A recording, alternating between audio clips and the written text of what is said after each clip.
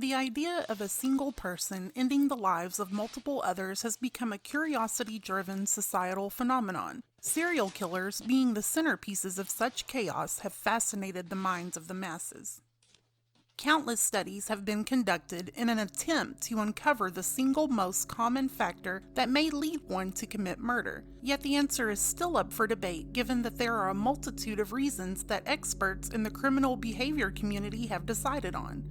Psychological fulfillment is one of the most common motives for serial killing, many of which involve sexual gratification. The Federal Bureau of Investigation states that the motives of serial killers can include anger, thrill-seeking, financial gain, and attention-seeking.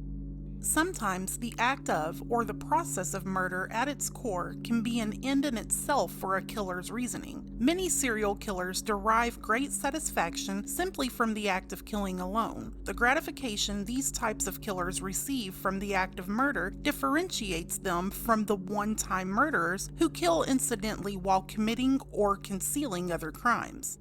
Today, we begin a series of the most copious killers of the last 700 years. These menaces each hold century-long records for having killed the highest number of people out of anyone else in a 100-year span.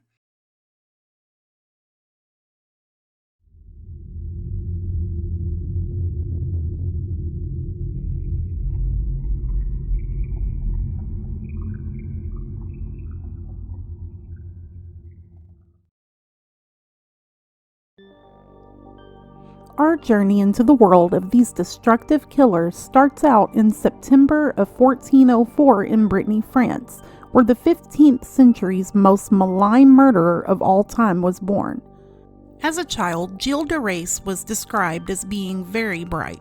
He wrote illuminated manuscripts, spoke Latin fluently, and self-learned military tactics.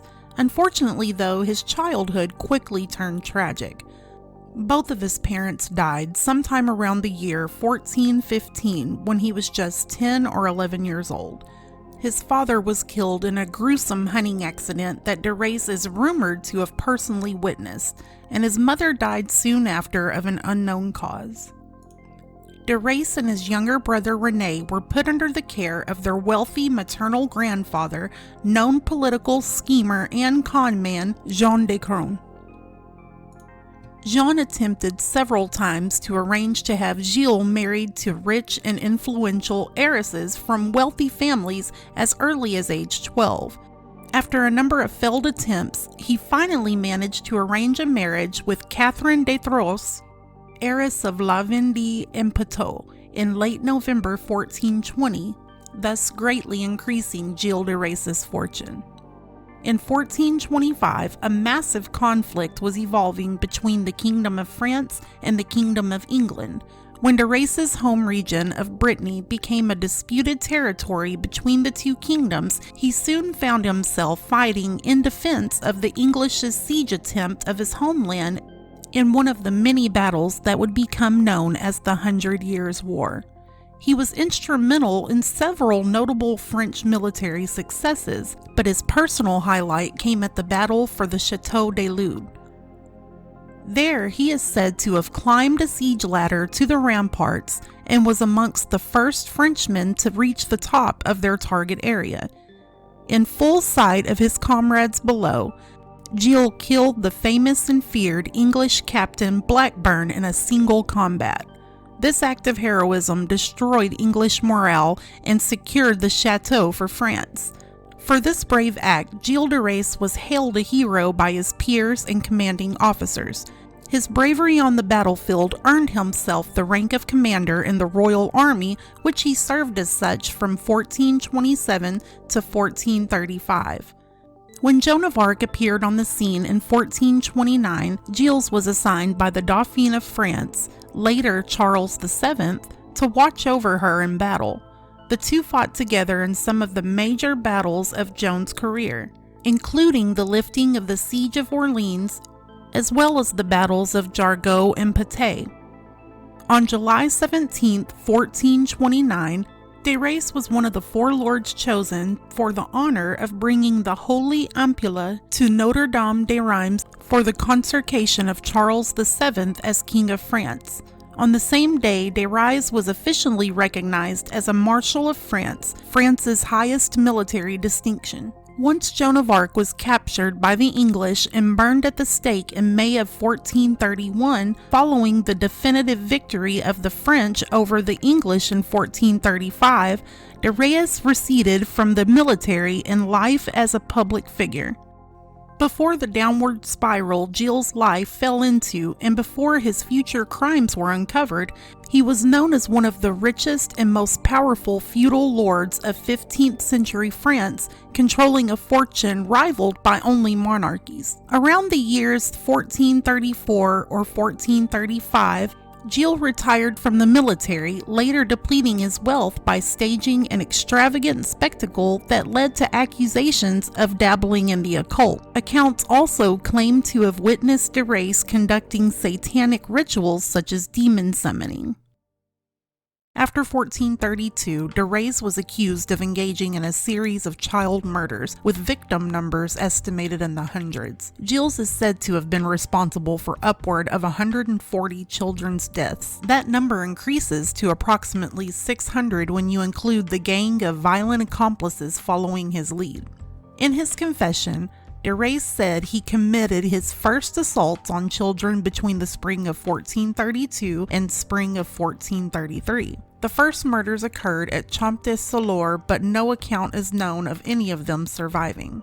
Shortly after, de Rais moved to Mexico, where, according to his confession, he killed or ordered to be killed a large but uncertain number of children after he sodomized them. Unfortunately, his widely understood, prestigious title as Marshal of France, along with the almost subhuman status of the lower classes at the time, made it tragically easy for de Rais to kidnap impoverished children without raising suspicion.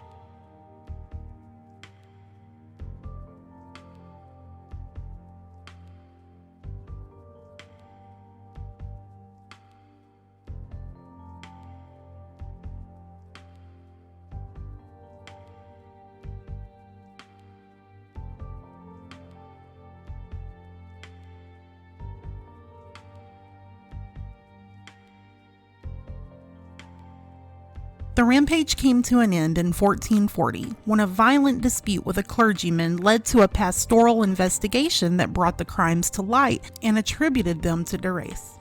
At his trial, the parents of the missing children in the surrounding area and de Rais's own partners in crime all testified against him. He was sentenced to death by hanging in Nantes on October 26 of 1440. Gilles de Rais is believed to be the inspiration for the French folktale Bluebeard, the earliest recording of which could be found dating back to 1697.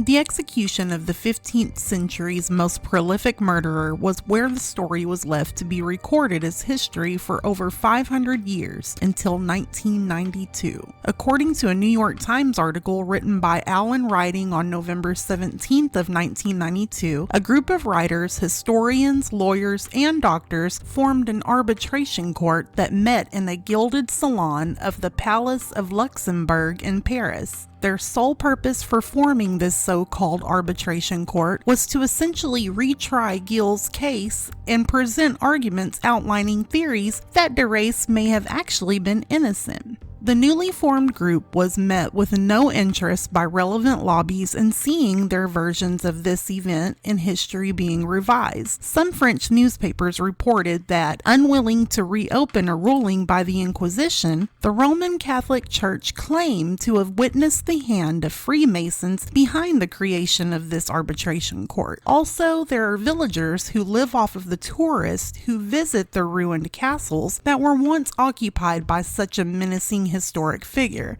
The very notion of transforming Gilles de Rais from monster to martyr poses a threat to their trade. I didn't go much deeper into this group or their claims, as it doesn't fit within the main focus of our Copious Killers in History series. I can't deny, though, this may just go on my list of random things to read up on in the near future.